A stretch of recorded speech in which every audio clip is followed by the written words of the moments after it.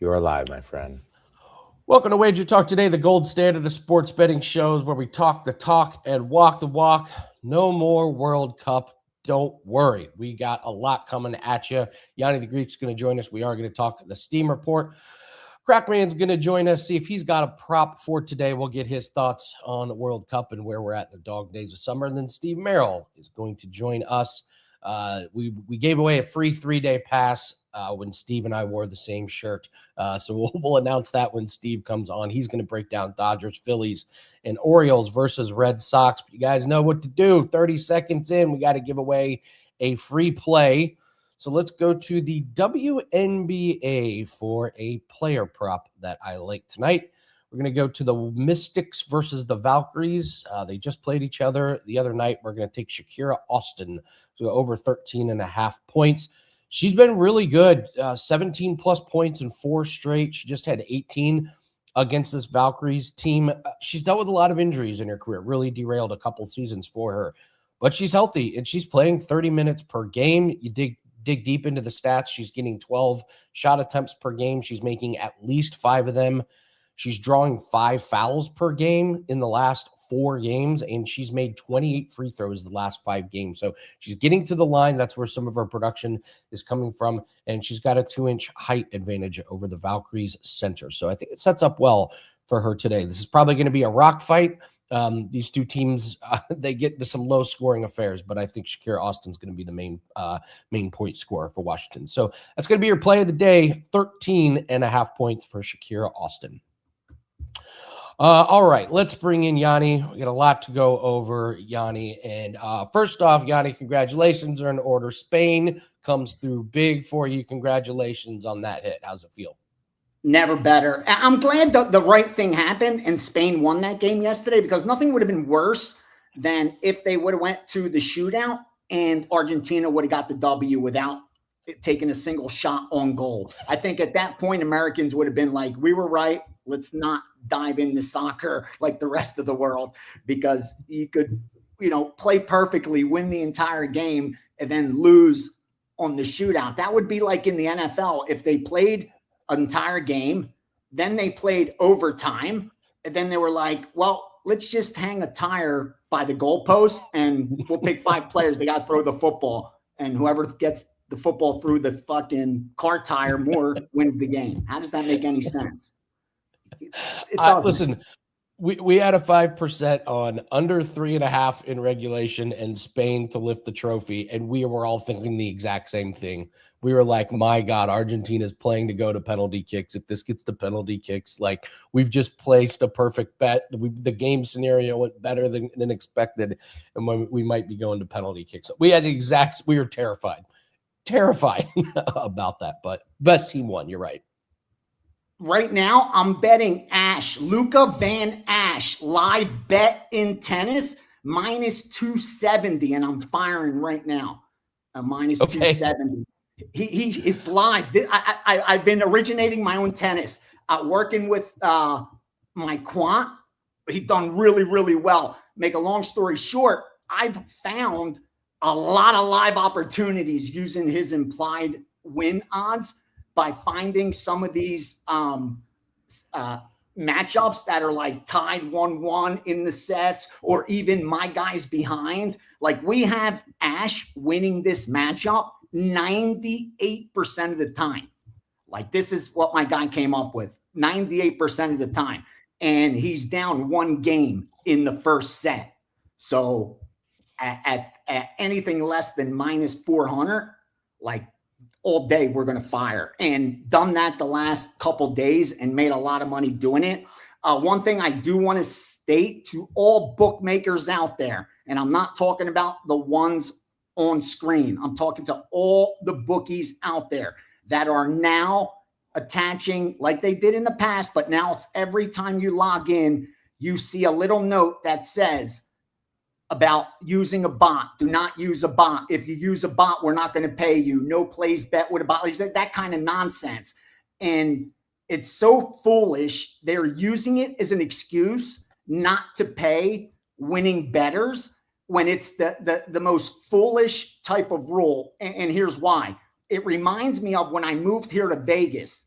and you weren't allowed to use two-way communications in the sports book. Like if you had any two-way communication, they threw you out. In fact, I had a earpiece and a mic on inside my shirt. That's how we communicated with the office. You couldn't have a cell phone. You couldn't have anything. If they saw you with a cell phone, they threw you out. You couldn't take pictures in the sports book. None of that nonsense.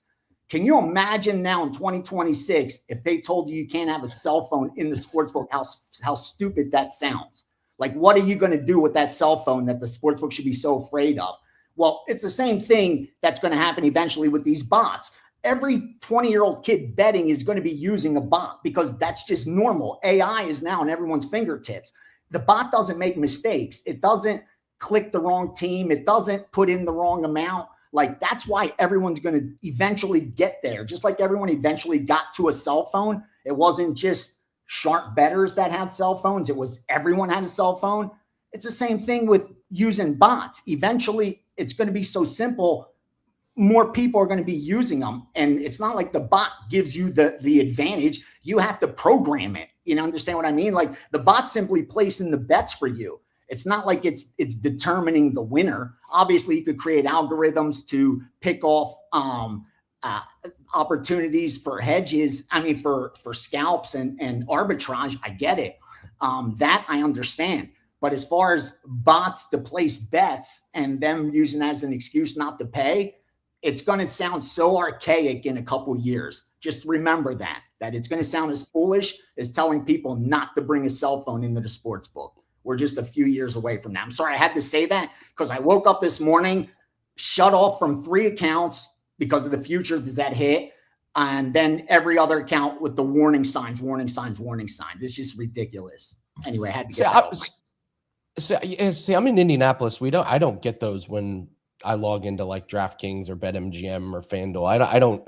I don't get those. Not yet. Maybe they're coming. No, they don't do them. They don't. Exactly. It's the bookies, the off-screen bookies. You nailed it. Like the MGMs, the Caesars, they're not going to do that. If they don't want your action, they're just going to cut you off. They're not, because they know they're going to pay you. Like, these bookies are using this now as an excuse not to pay people. Oh, you bet, you use the bot. What did the bot do? It simply just placed the bets for me, so I don't have to log in for myself and do it. You know what I mean? They're using it as an excuse not to pay people, and it's gotten ridiculous. Are we seeing any steam today? Now, I mean, we don't have any World Cup. We're down to the nitty gritty. We're down to tennis. We're down to WNBA. We're down to MLB. I still find opportunities in the markets. What are you seeing? Yes, a couple WNBA overnights that got hit. Golden State at -7.5 and 8, and the under, a low under of 147. I think it's at 145 right now. And then they went under in the Vegas Toronto game as well at 183. Major League Baseball, 902 Philadelphia -130. 903 San Diego got hit multiple times. 140, 135, 130 at plus. 912 Toronto -135, 140. 921 Detroit +110. 927 Athletics +140. So all dog action except for Philadelphia. And then I'll give you a total as well. 924 over 8.5 Miami, Houston, and 930 over 8.5 St. Louis, LA. Those are definitely nines, at least right now. They're getting ahead of those, nines like we see all the time, either going under 9.5 or over 8.5, usually on the overnights. But we have seen a little bit of sharp action, like you said, a lot of it in tennis. On the steam sheet, I have one in there already. It's Lazio De Gea -150, Austria. It's in a tournament in Austria. I think it goes off tomorrow morning. It got close. We had her pegged at about close to 68% where she wins this one, but at 150 break even 60, we're finding bigger edges than that, at least on implied win probability. But yeah, until we get into football, it's going to be a little bit slow, but football's right around the corner. Between now and then, like you said, we got Major League Baseball, we got some WNBA action, we got tennis, we got MMA still. And before you know it, they'll be kicking off football. And I did do videos on Friday. They should be out soon, sharing the top 10 college football, top 10 NFL. We went over math on teasers and how they can be advantageous and where they aren't. And a lot of good stuff we covered. Even a little video on closing line value. It's 2026, but it still matters. Absolutely. It's always good to refresh those. I'll be Yeah. breaking down a future player prop at the end of the show. It's quarterback Monday, so I'll be doing a quarterback prop. You can never start researching too early for this stuff. So even in just me researching players, you learn a lot about the teams, the coaching staff, and the systems they're going to be playing. And I didn't realize they got a new linebackers coach. Oh, I didn't realize they're running a new defensive. So yeah, there's always work to be done in the market. There's a lot of overnight moves in WNBA. Like I'm talking Huge 2-3 move. point swings in WNBA. Like, MLB, you'll see a little bit of move on the juice, but I mean, I'm talking spreads and totals that drop 2-3. Why is that in WNBA? Is it just because a little bit of money can move it, or is it all respected action? That's the questions we need to be asking, because the answers are what should steer people towards markets like these. When you see line moves that significant, it's the reflection of an inefficient market. That's exactly what it's telling you, that this market is inefficient and it takes time to reach efficiency. Unlike the NFL, which is already a very efficient market, you're not going to get that kind of movement in the NFL from the opening number to the closing number. There has to be significant injuries. There has to be something huge happening. Weather, like major weather, will affect the line. Suspensions, major injuries. It's not going to be just because some betting syndicate bet it that they're going to move it 4 points on an NFL game from an opener. But you see that in these smaller markets for two reasons. One, they're not as efficient. They don't have that confidence that whether you take side A or side B, either one is negative EV with the juice, which in a lot of the sports, they feel that way. Like whether you take side A or side B, you're taking the worst of it. We're doing just fine. So they don't have that confidence, coupled with they're not going to be able to automatically write action on the other side. Meaning, if I'm getting bet team A, I know in NFL, I adjust the line a certain number. I'm going to limit my risk because I know there's a bunch of sharp guys waiting. That all I have to do is move the number a little bit and they're going to pounce. They're going to help me by helping me limit my risk, or I'm going to entice the public to come in on the other side. It's hard to do that in a market that's not attracting much public money. That's why you see such big swings like that. It shows you that's how beatable it is. MMA, we see the exact same thing where someone opens as the underdog and 10 minutes later, I'm talking 10 minutes within the opening number, he flips to an underdog. And that's not a knock on the odds maker or the first sports book that had the guts to go to market. It just shows you that it's not an efficient market and it's very beatable. And that's what line moves show us. Look at my guy, Ash. He's now minus 1,100 live. Minus 1,100 live. So it might sound crazy laying 370 like we did, but shit, now it's minus 1,100. I got a scalp. I could take plus 809 right now at Kalshi. Wow. I should just be doing this shit all day. Just put a stream on it. We could just do this all day.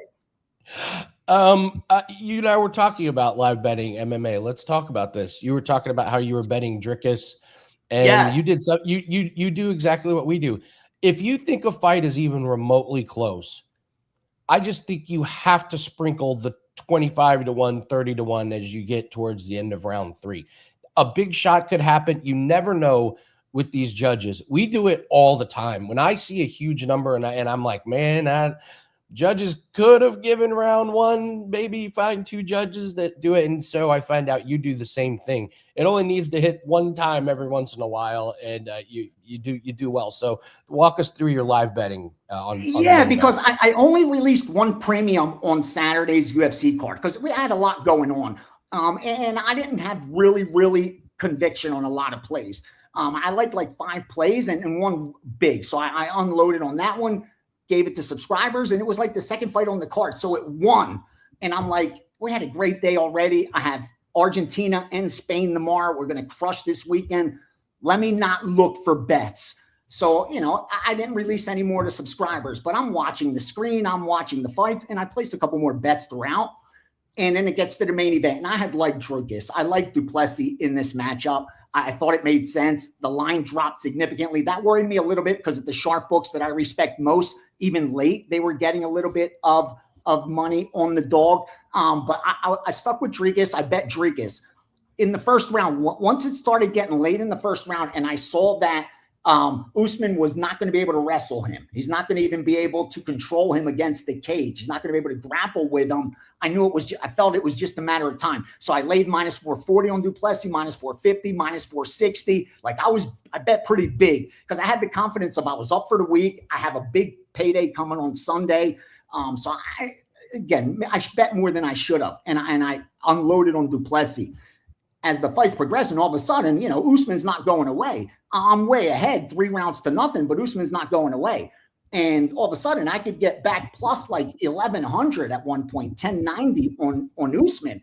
I had so much risk with Duplessis between the price of minus 205 and minus 440, 450, that I had to take a little bit back on Usman because, God forbid he lands. It's fighting. Not only can Usman land a big shot, not only can Usman possibly submit him, but he could get hurt. We see that all the time. Yeah. Or more importantly, the judges could see it differently if it goes the whole 5 rounds. We could all see he won, but 3 guys could decide otherwise.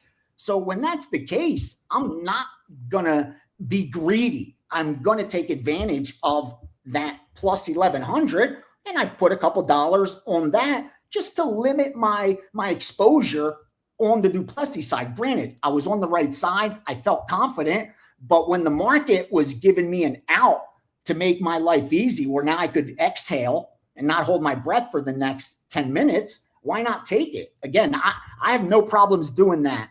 Like they said, no one ever went broke taking a profit. And in that case, I was in a position to take profit. You could go broke letting it ride, but you'll never go broke taking profit. Don't let all these math wizards fool you into thinking when you have too much equity, you need to, do the right thing. Because in a hypothetical world, yeah. But in the real world where we have bills, where there's inflation, where there's shit going on, like if you could get your hands on real cash, grab that shit. So yeah, don't be afraid to hedge middle when the market offers it to you.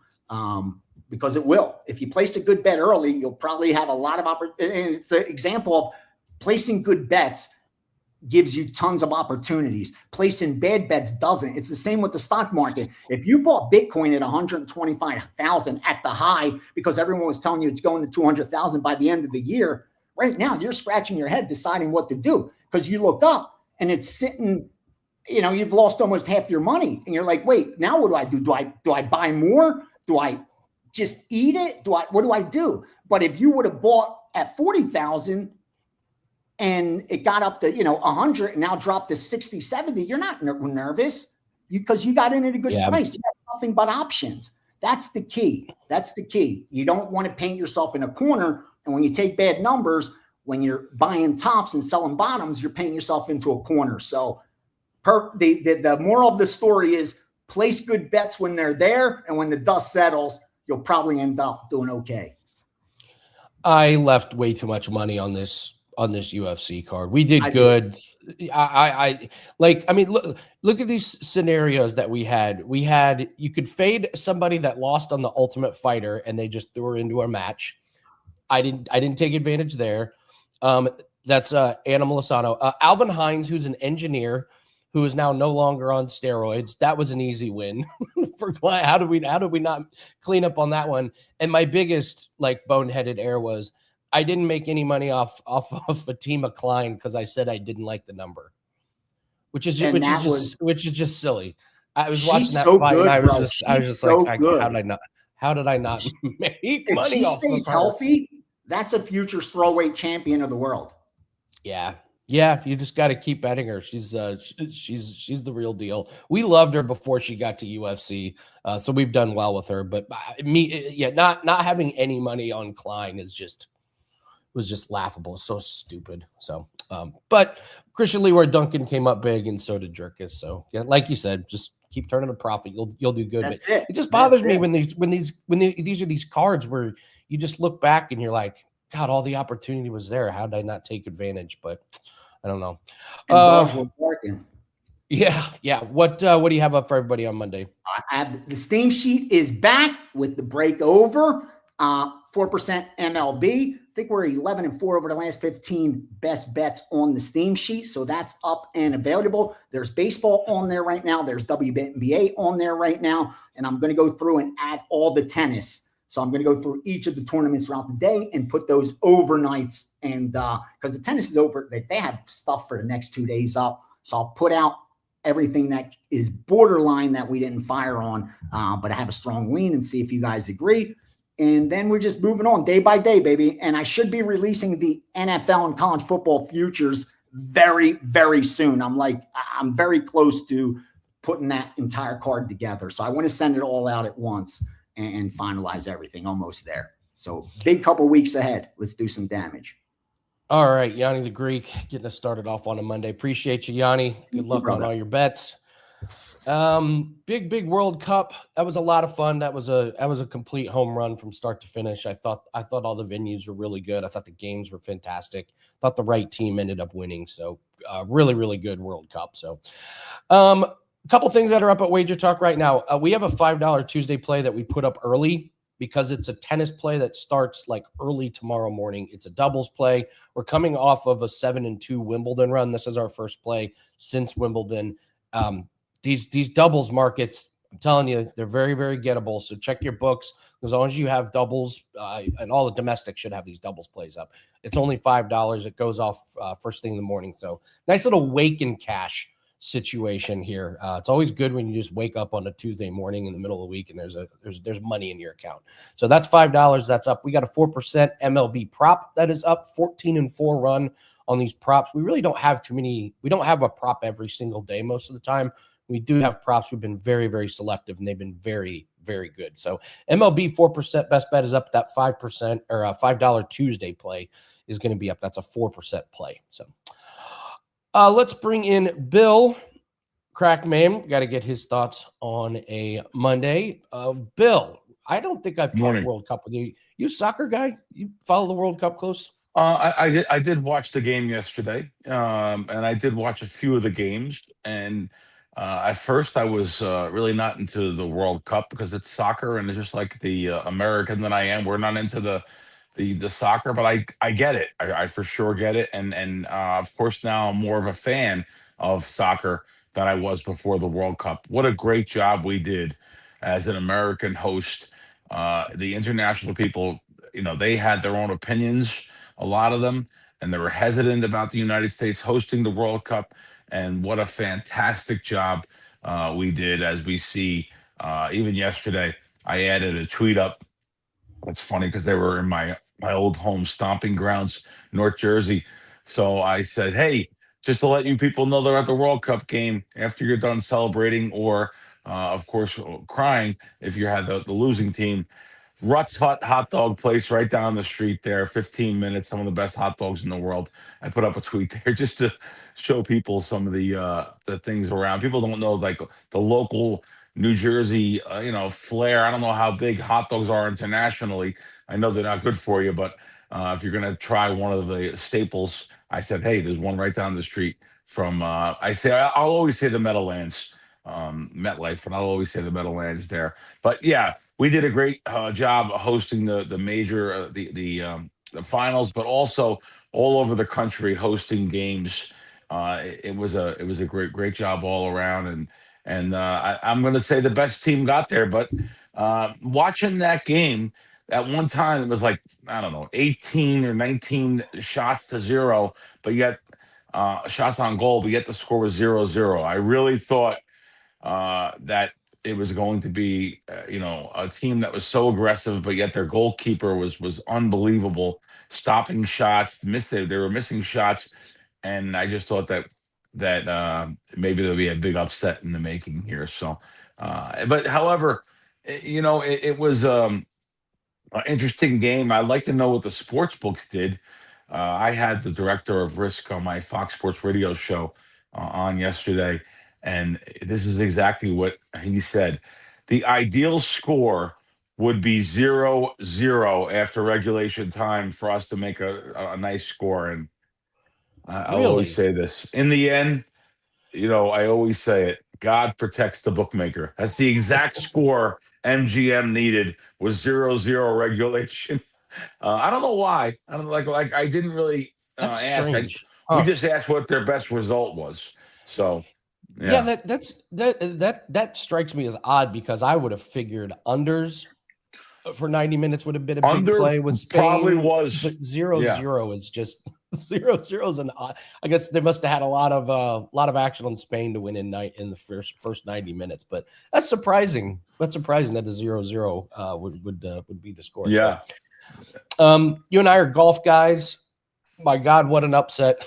Ryan Fox comes out Ryan of Fox. nowhere to win the Open Championship. It's a great Yeah. story, and it is cool because by all accounts, he's like one of the nicest guys on tour. But we did terrible, and we only had two best bets, lost them both. I had Matthew Fitzpatrick top 20. He didn't even make the cut. I don't know what happened there.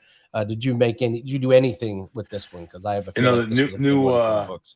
I guess that was a New Zealand victory there, and he was very, very gracious at the end. He was pretty solid throughout. Didn't really say too much, but you kind of knew one of those guys that aren't big names was going to step up and win that one.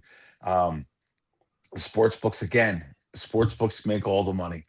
Scheffler, DeChambeau, all the bets were on those two guys. If I'm willing to say this, if you bet Scheffler any given tournament, you're not getting the right odds. The sports book knows which way you're betting. They are not paying you the right amount of money that he's going to be worth. I don't care how good he is, and he almost came back. I understand a couple putts, couple shots, he would have won the tournament, but. Uh, I just when I'm watching the tournament over there compared to our majors, whether it be the U.S. Open or of course the Masters, and I see that the course conditions there. I say to myself, "Wow, it's amazing that this is always a major." But the history of golf over across the pond, I fully get the difference. And for everyone that's always been there, they have told me it's unbelievable over there. So watching these golfers play that major, yeah, I think we went 1-0-1, I believe, on matchups. So I think we yeah, I think we went 1-0-1 on our matchup. I'm not going to look now, but uh, very tough. It's very tough to win a major across the pond. So someone would step up like a Ryan Fox, and that's I was trying to think. I was rooting for who was leading. Who was leading yesterday, Andy, going in on the day. He Well, wasn't supposed to be there at the tournament. His Cameron Young wife. made it would have been one of No. the, and then Sam Burns, if you're talking Sam about the Burns. guy, Is that the when his wife was pregnant? his He wife wasn't gave supposed to. birth. Right, that was Yeah. it. Sam Burns. So his wife was he wasn't even supposed to be there, and he's like, he talks to his wife. He gave birth earlier in the week, or I think about a week ago, and he's like, what should we do? She's like, go play, go win, And he didn't win, but he made $1 million. So it's always a good story over there, and I'm glad the Live Tour. I just had $1 million for coming in like third. I'm glad the Live Tour opened up and the PGA opened their wallets and made these events big money events now. They used to get like 900,000 for first. That's a lot of money, I understand, but the PGA is they were making so much money instantly. Now after the competition, they're making 3-4 million for a lot of these tournaments for first prize. Perfect example is after the Masters, the next week is Hilton Head, the Heritage, and the Heritage, used to be an event where it was $1 million first prize. I think it was almost up to 4 million. I think it was $4 million this year. So a lot of the guys go right from Augusta, right down the road there. I say down the road; it's a few hours away to the Hilton Head because of the money is so good. So I'm glad about that. It was a great Sunday after last week. It was so like kind of boring. You had like the dull of summer with the All-Star break, no real events to wager on, maybe some summer league or something, but nothing crazy to bet on. Then yesterday you had, I'll call it a great doubleheader. You had, of course, the golf, which was finishing up around 10 or 11 in the morning here, West Coast time, and then you had to get in about an hour break to get some breakfast, and the World Cup game came on. It was a really good day in sports yesterday for the fans. And One thing I'll never understand, but I see it all the time. People have to have a bet in order to watch a game or to watch a competition. Oh, gotta have some kind of a wagering aspect to it. Well, my friends, if that's your mentality, you better treat it as a social thing. Enjoy yourself and make sure you make a lot of money on your 9 to 5 job because you're not going to win betting sports just because you want to watch a game and you have to bet the game. You're going to long term, you will not, you'll be chasing it forever, just watching something on TV and making a wager because it's on that TV set. So that's not the way to bet. It's not, now if you do it socially, I say it, you know, people go shopping, they go on vacation, they go out to eat nice dinners. I get it. You want a nice car, whatever. You want to spend money and enjoy it socially. Great. If you want to do this socially, enjoy yourself, make your bets on the game. I'm telling you though, you're not going to make money long term betting sports. My two neighbors, they're the exact same way. I have a buddy. He will if he knows he wants to watch a game, he puts like some money on it, just to make it interesting. Or if we're gonna watch Monday Night Football, I'll put something on it. That way I have something interesting to watch. My other buddy, he was betting on every World Cup game and he was doing terrible, so he just decided to stop betting it, and he also decided to stop watching it. Wow. It's really weird. You're 100% right. It's 100% right. There's two examples for you right there. So, Andy, just to let you know, I have bet sports for a living for 30 years. I have friends around me that they bet their own stuff. They want nothing to do with anything I say, even though they know I win long term, because one, they have egos. They want to say they originated something. Two, they want to pat themselves on the back when it's over. They want to say, "Oh man, look what I did. I could do this. I could do." And three, and this is just so crazy thinking about this. They just don't care. They just don't care because they want to treat it socially. And I say crazy. I just said it before. I guess crazy is too big of a word. They just want to just let me gamble. Like my father, God bless him, when he was alive, he used to sit next to me and he would play his jacks are better. I'd show him the jacks are better. 9-6 jacks are better. That's what it's called. 9 is the payout on the full house. 6 is the payout on the flush. It's a 99.5 game if you play it properly with the right strategy. And he was playing bonus games when they were down to like 97.5, 98%. And I'm telling him, okay, Dad, you want to hold 2 pair, you want to do this, you want to do, and I was telling him, well, no, go for the flush there. Don't hold the pair of 5s. And he would say to me, son, I work 50 hours a week. You're taking my fun away. I just want to enjoy the game and play. And I'm thinking to myself, what is wrong with me? He was right. He's playing $1.25 a hand. Doesn't matter. It could be $5 a hand. Really, it's your enjoyment. Then enjoy it. And I have friends that just want to enjoy it. They want to work, 50 hours a week. They don't care about the mathematical edge. I'll never understand that. I look at gambling so differently. When I walk into a casino, when I walk into a sports book, I look at gambling so differently. I know how predatory some of these newer sports books that have come to the country are, how they gouge prices, how they appeal to kids with their advertisement, how they take advantage of situations, how they want to offer buyouts right after you make a bet at 80%, 70%. It's just all skewed one way. And they've hoped to condition the new gambler to the way they want you to bet. That's not what I do. I'm literally a lion looking for weak gazelle. So that's what I do. Before I let you go, what do you do this time of year? I mean, with fewer sports. Yeah. I didn't think you meant yard work. Yeah, no, I know what you mean. Yeah. No, we're doing. We have, of course, we had baseball. We're just getting over the summer league now. We just got over, but baseball right now. Golf. I just had a golf up.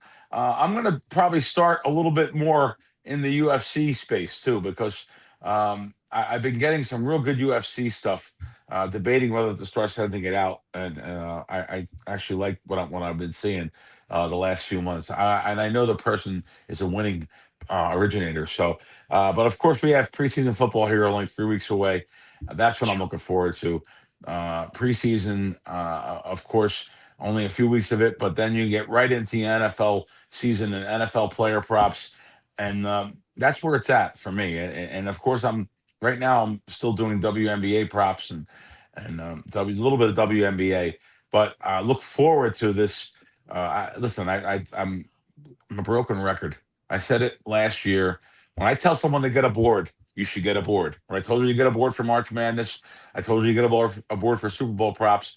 I'm telling you, get a board for NFL player props and especially preseason. Have your email notifications on so you get alerted right when you get an email from me. That's the stuff that I'm really looking forward to. Get on for a long-term package. It's the value compared to daily picks or whatever it may be. And let's earn some money together. All right, Bill Krackomberger, thank you so much for joining us. Good luck, and get all of Bill's plays over there. I'll give everyone this tip here. The easiest way to get all of your plays sent to you, create a new Gmail that's like your name, WagerTalk@gmail.com. So like Steve Merril, WagerTalk@gmail.com. Don't use it for anything else. Let WagerTalk customer service know you want that to be your email in the system. And that way you can set your notifications to an email that you don't use for anything else. That's what I do. That's what I recommend doing. It's the easiest way to get all your plays notified. So we're going to break down an NFL future prop. We got a quarterback to talk about. But first, we got to talk to Steve Merril. Steve, we're going to give away a 3-day pass here, and the 3-day pass based on our shirts last week. I knew you weren't. I should have known you weren't going to wear. I purposely didn't wear it because I didn't think Dan was on. I was like, we can't have the exact same. And I was like, but Andy will think even one level deeper. So I wore a nice Land of the Free. We got Ollie's. I don't know if you guys have Ollie's. I was there last month. They had all these USA shirts for $5. I got a nice red one, and I got this one I wore yesterday for the first time. It's a really comfortable shirt, actually. Yeah, and so, I mean, the USA wasn't in the finals, right? But I thought, like Bill said, they represented really well this World Cup. Just missed the finals, Steve, in the World Cup. Just a bit outside. So this was a great comment. It says Andy wore the shirt better because Steve's logo was just a bit outside. There we go. That's a great comment. That's awesome. Congratulations, Icetown. We're going to put that in your account starting today. Steve, dog days of summer. What are you focusing on now at this time of year? Yeah, baseball. It's a slow grind, and we've been off to a nice, perfect sweep since the All-Star break. We've had one play per day, and we've won every one of them so far this second half of the season. I've got one best bet tonight on Monday. And, of course, the bonus free play, when you're selective, that last cut that is just a bit outside is a strong opinion still. So I highly recommend people go get the bonus free play every day also, including a free play in the Pirates-Yankees game tonight on my page, Steve Merril, WagerTalk.com. Well, let's talk about a couple of games that are on the board. Obviously, probably the marquee game is going to be this Dodgers and Phillies game, but we're also going to talk Orioles, Red Sox. Let's start with this one.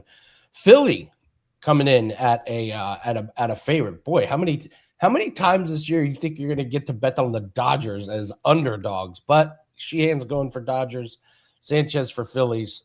I can't bet on Sanchez right now, Steve. I'm interested in your take. He's not horrible, but I just don't think he's what he was at the beginning of the season. But how do you break this down?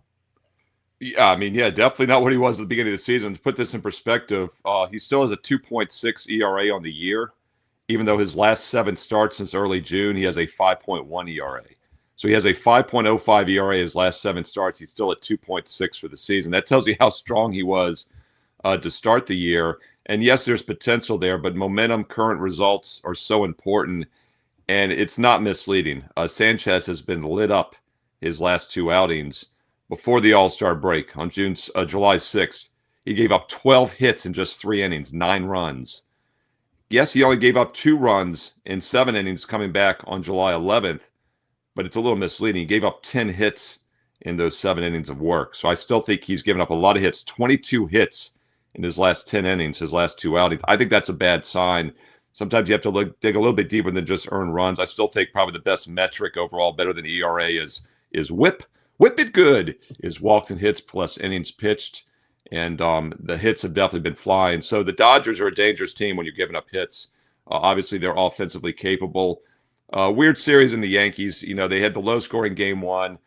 Saturday, I did a video for the Saturday night game. I thought it'd be higher scoring, and they postponed it because of the smoke, which was really a factor. Luckily for the World Cup, it cleared out with some rains and everything on Saturday, and the rains they got up there in the Northeast as well. So they played the doubleheader against the Yankees yesterday. Won the game 8-2 and then lost 2-1. So you do have to worry about a little bit of a hangover. Even though this is a huge game against the Phillies, maybe a little bit of a letdown after playing the Yankees this past weekend. Phillies also, though, coming off a big series against the Mets. Right out of the gate, I did a free play video last Thursday for that ESPN Spotlight game. I mentioned that, the drawdown after the layoff, the All-Star break could sometimes be a letdown for hot teams. Can revitalize struggling teams. The Mets were 40-57 heading into the All-Star break. They went 2-1 against Philly on the road this past weekend. I actually liked the Mets yesterday in that 6-1 win. I gave out the Phillies on Saturday as my free play in their 6-1 win. As I mentioned, I had a free play on the Mets on Thursday. So I was a perfect 3-0 in that series with free plays and selections overall. So I had a good read on it. Still think the Phillies are a legitimate team. Don Mattingly, favorite to be the National League Manager of the Year, even though he didn't take over till a month in because he has turned this team around. Not a great spot for either squad after the big weekend series. I do still think Sanchez is hittable, and Sheehan has been very hittable as well. 4.8 ERA overall this year. And if you go back to his last 7 starts since June 1st, 5.0 ERA. So 2 pitchers that have been getting weaker here the last couple months. 2 very capable offenses, yet the total is only 8.5. We always talk about how 9 is such a key number. I like the over in this one, over 8.5 between the Phillies and Dodgers at 7 Eastern tonight on Monday. I concur. I agree. I think there are runs in this one. So I was stunned at how noticeable the smoke is. I had to drive up to northern Indiana, and I started feeling it. And yeah, it was bad. Yeah, it really was. So now the reason I had to go up there, Steve, was we took our truck in for maintenance. Oh yeah, I heard about that Friday. Off. Yeah. They did an excellent job. What a great job. Yeah, we drive it once, it breaks down. They go, I don't know what happens. Like, did you check the water pump repeat like we business. asked? Yeah, did you check the water pump like we asked? No. Yeah, Andy, as you and I get older in life, like, I know you've realized this now, but, as kids, you always assume, like, every politician's, like, the smartest guy on earth. Every CEO is the smartest guy, right? You know what I mean? You also assume, like, anybody that owns, like, an auto mechanic store is, like, the smartest auto repair guy in history. And then you come to realize, hey, you're smarter than a lot of people out there.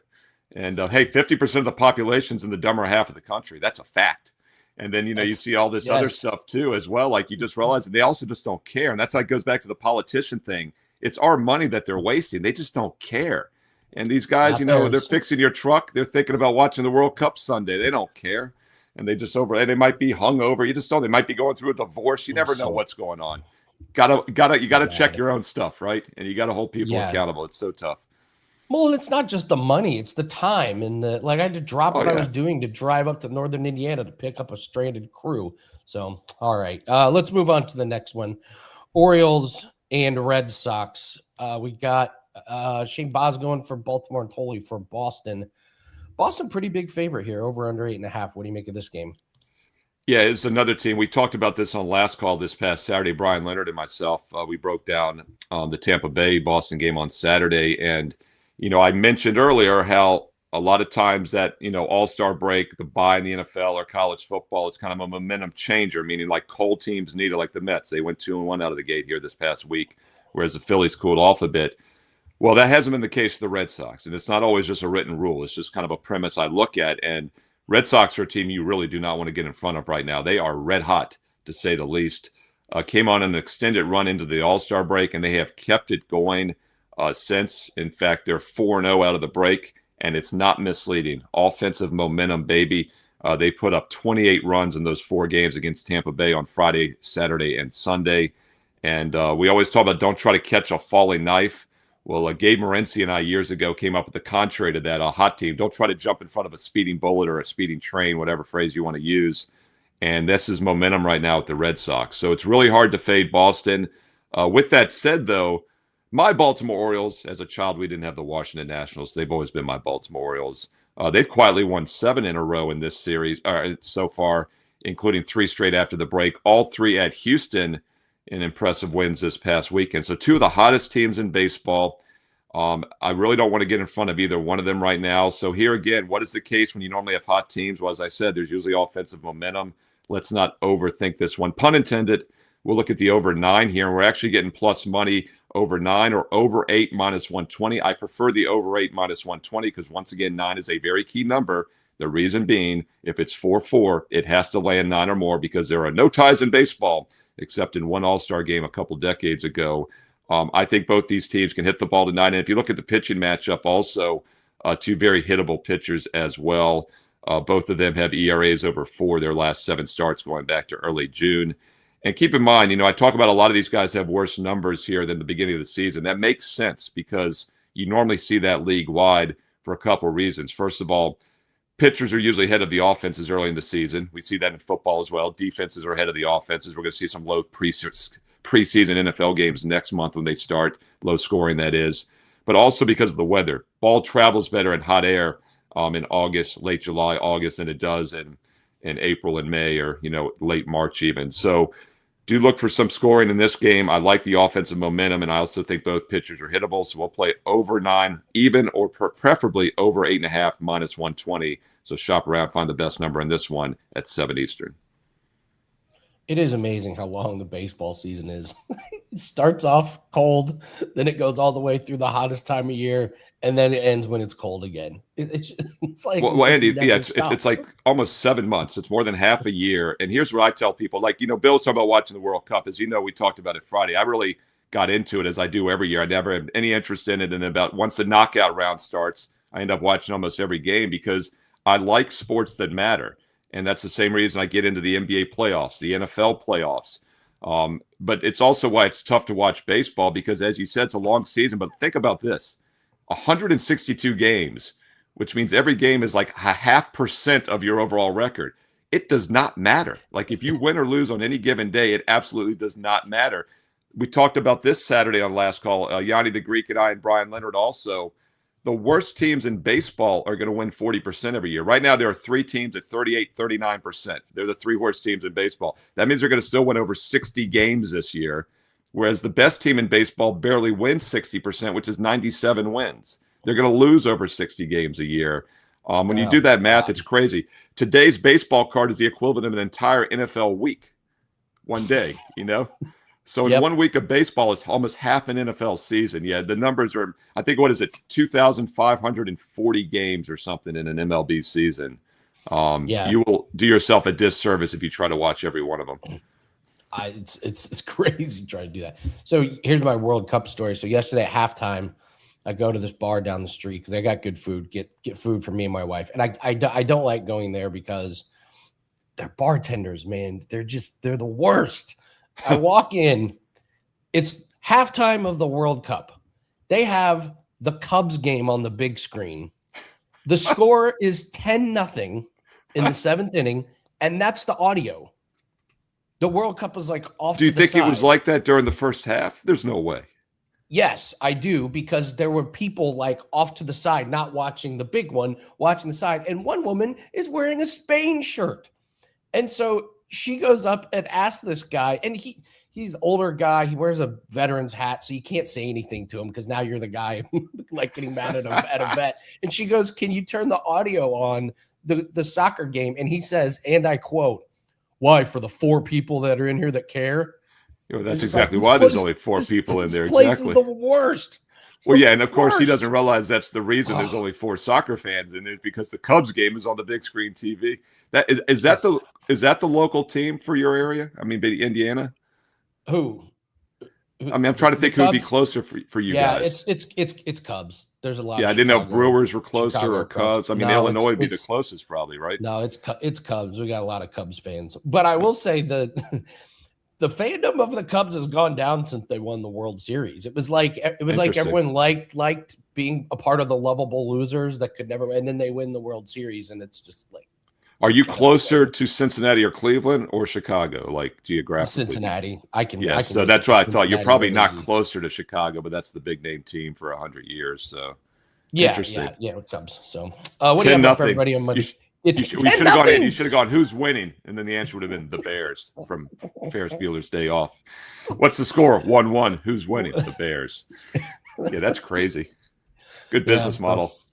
Nice thing that you bought some food there. Otherwise, they might be going out of business. So you're keeping them afloat. Not anymore. I don't blame you, man. That's ridiculous. Just mouthing off to a woman that's wearing a Spain shirt while Spain is playing the World Cup is like truly next. And look, man, I get the whole like we're Americans, we're anti-soccer or whatever. I mean, you're a soccer guy. You played, so it's different for you. And I grew up around a soccer family as well, even though I didn't play. But you got to love competition, right? Whether it's axe throwing or anything that matters. Like I said, if it's a playoff, a high level, I mean, so they got Polymarket has the odds on this. The numbers haven't come out yet, but it's at 37% that the viewership is going to be over 54 million, I think is what it was, 58 million in the U.S. That's like, like a fifth of the country watching the game. Yeah. I mean, that's pretty incredible. It's like half the Super Bowl, obviously, but still, that's stubborn. I hate to say, but it's really just ignorant also. That's a great story, though. Yeah. What do you have up for everyone? Yeah, so like I said, we're churning along in baseball. We're being very selective. We have swept every board so far since the All-Star break, and we're looking to do it again tonight. The strongest baseball play on the board for Monday is isolated on my page right now, along with a bonus free play in that Pirates-Yankees game. Even if you're doing your own handicapping every day, make it part of your handicapping routine to check out my page for that detailed analysis and free play, and also look at tonight's best bet. And don't forget, buy 3 days, get 3 days. It's still in effect. And also the 6-week special, every all sports best bet for baseball, NFL preseason, and that first week of college football is also available. No promo codes needed. Steve Merril, WagerTalk.com, and get there quicker, WT.buzz/SM. Before we let you go, we got a question. Why is 9 a key number in baseball? Yeah, so I mean, I keep saying this because I know we always have new viewers and there's a lot of new bettors, but I feel like a broken record. So for those of you that hear me say it every week, that's the reason, because there's always going to be a viewer that's asking. It's a great question. 9 is a key number, just like 7. First of all, odd numbers are more key than even numbers in baseball because you can't have ties, which means if a game is 3-3, it can't land 6. You're going to have to get to 7. If a game is 4-4, it has to get to 9 or more. So 7 and 9s are more likely than 6s or 8s. 11, same as 10. But once you get to the higher numbers, 9 is a really key number. Most games land around 9 total runs. So it's the most key total in baseball. 7 and 11, no Slurpee intended. I used to love the baseball hologram coins on the bottom of a Slurpee. Squirrel. Oh, wait. 7, 11 would be the next key numbers, but 9 is definitely the key number with totals. So it's worth about 25 cents. So there again, if you're getting 9 over even, I'd rather lay the extra juice. 9 over minus 120, 9 over minus 125, 9 over even, probably the same long term. But you are going to win more games with over 8.5 because 9 is a key number. All right, good stuff. Steve Merril. Andy, did you have the hologram Slurpee disc when you were growing up on the bottom of the cups? You remember those? Of course. Yeah. I don't think anybody watching under 40 probably remembers what I'm talking about, but they were pretty damn cool. They were pretty cool. I liked them. Get them for like, those Slurpees were 50 cents. So I got to ask you, so I had Baltimore Orioles because I was Northern Virginia. We didn't have the Nationals, right? What team would you have had? Would it have been Cubs or would it have been the Reds? Cubs. Since you were closer.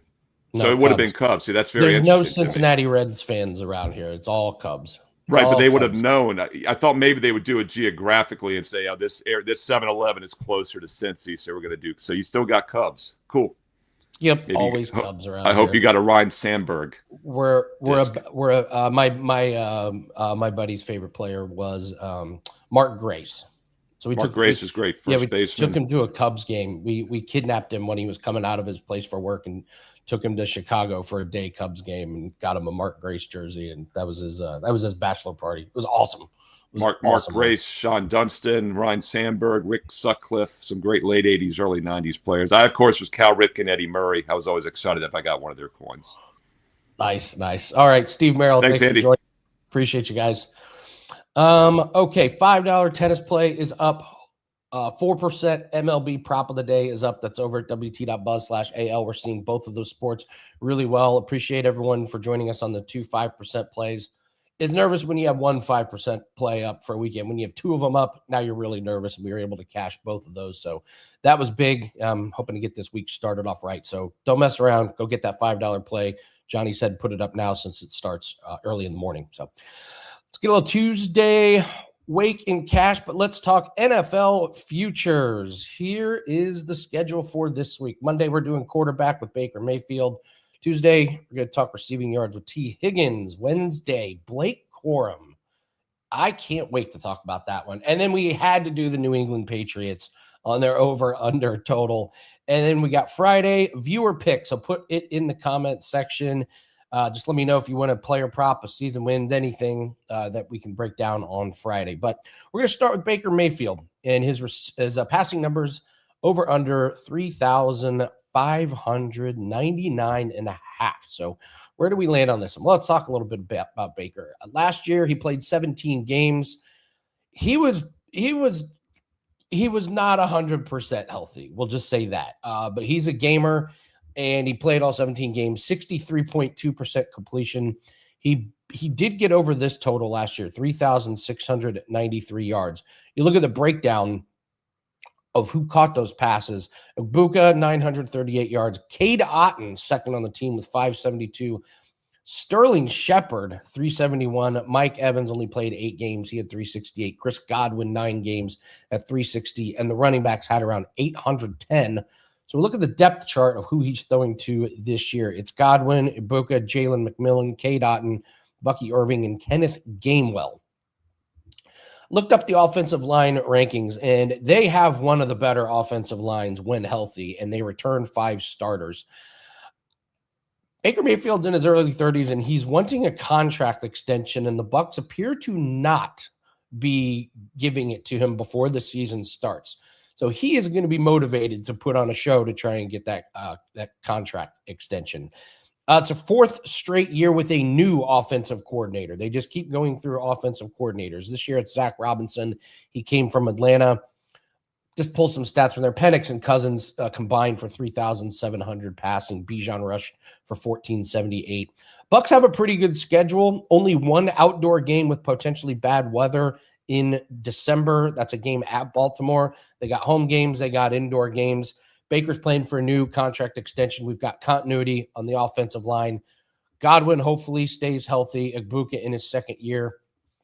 I don't like normally taking overs, especially when a guy's starting to get a little aged and has had some injuries, but he played through them last year. I'm going to lean to the over on Baker Mayfield, 3,599.5 passing. Not strong enough to be a client play, but that is how I would lean. So, okay. Carm, you come on the show and break down the 2030 World Cup. Can we get a bet?